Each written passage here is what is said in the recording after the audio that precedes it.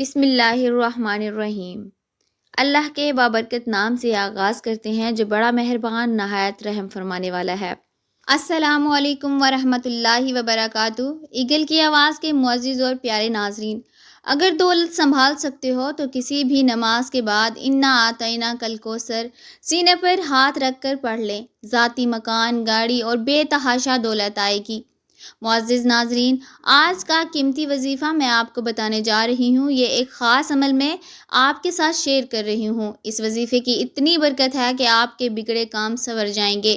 آپ کا دولت کا مسئلہ ہے، لڑائی جھگڑے کا مسئلہ ہے، گھر میں تنگ دستی محتاجی ہے، گھر میں لڑائی جھگڑے بہت زیادہ ہیں، اگر کوئی بات نہیں مانتا، یا کاروبار اس میں برکت نہیں یا منافع نہیں ہے، یا کاروبار چل نہیں رہا، بس یہ ایک وظیفہ کرنے سے جو معجزات ہوں گے آپ دیکھتے رہ جائیں گے۔ اور کافی لوگ ایسے ہیں جو وظیفہ کر کر کے تھک گئے ہیں، لیکن ان کو کامیابیاں نہیں ملتی۔ مرد بیچارے اپنی بیویوں بچوں کے لیے، اپنا گھر پالنے کے لیے باہر مشقت محنت کرتے ہیں۔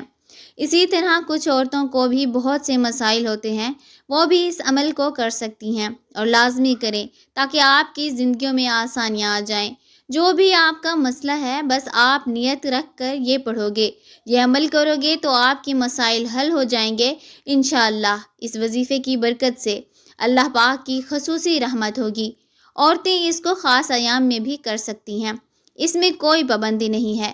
اگر پہلے آپ کوئی عمل کرتے ہیں، کوئی وظیفہ کرتے ہیں، کوئی تسبیح کرتے ہیں، اس کے فوراً بعد بھی اس عمل کو کیا جا سکتا ہے، اس میں بھی کوئی پابندی نہیں ہے۔ معزز ناظرین، وظیفہ نوٹ فرمائیں۔ اعوذ باللہ من الشیطان الرجیم، بسم اللہ الرحمن الرحیم۔ یہ وظیفے کا حصہ ہے، آپ نے لازمی پڑھنا ہے۔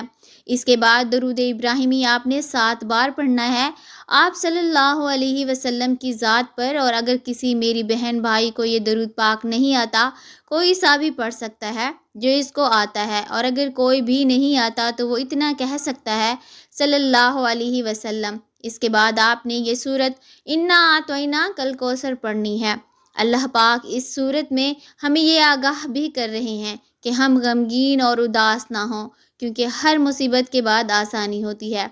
لہٰذا اگر کوئی اللہ تعالیٰ کے دین پر ایمان رکھتا ہے، اللہ تعالیٰ کے وعدوں پر مکمل کامل بھروسہ رکھتا ہے، اور اللہ تعالیٰ کے کلام اور رسول صلی اللہ علیہ وسلم کی باتوں پر مکمل یقین رکھتا ہے، تو وہ مصیبت کے بعد آسانی ضرور دیکھے گا، اور اس کی زندگی میں تنگی کے بعد خوشحالی ضرور آئے گی۔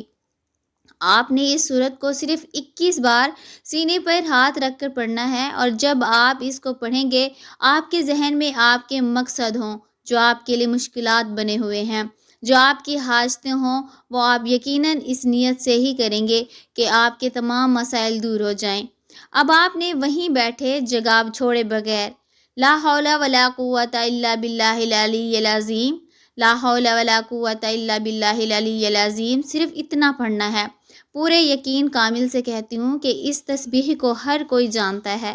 لا حول ولا قوت الا باللہ کا مطلب حضرت عبداللہ بن مسعود رضی اللہ تعالیٰ عنہ فرماتے ہیں کہ لا حول ولا قوت الا باللہ کو میں نے رسول صلی اللہ علیہ وسلم کے سامنے پڑھا تو آپ صلی اللہ علیہ وسلم نے فرمایا کہ اس کا مطلب جانتے ہو کیا ہے؟ میں نے عرض کیا اللہ اور اس کے رسول صلی اللہ علیہ وسلم خوب جانتے ہیں۔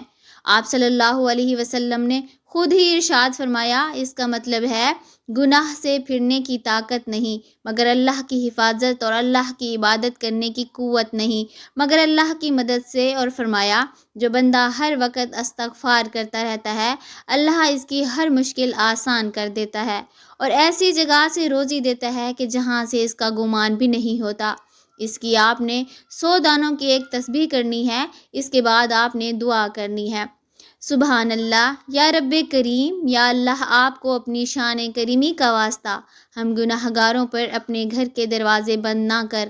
ہم سیاہ کار ہیں لیکن ہیں تو تیرے بندے، تیرے سوا ہمارا کوئی سہارا نہیں۔ یا ذوالجلال والاکرام، ہم تجھ سے اپنے ہر گناہ کی معافی مانگتے ہیں، جو تنہائی میں کیا یا محفل میں، نادانی میں کیا یا انجانے میں۔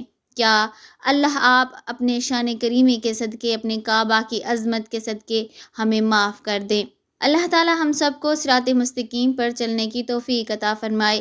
ویڈیو کو لائک اور شیئر کر دیجیے گا، اور اگر ابھی تک آپ نے ہمارے اسلامی اور اصلاحی چینل ایگل کی آواز کو سبسکرائب نہیں کیا تو سبسکرائب کر لیں۔ جزاک اللہ خیرن، دعا ہے آپ جہاں رہیں خوش رہیں، اللہ تعالی ہم سب کا حامی و ناصر ہو۔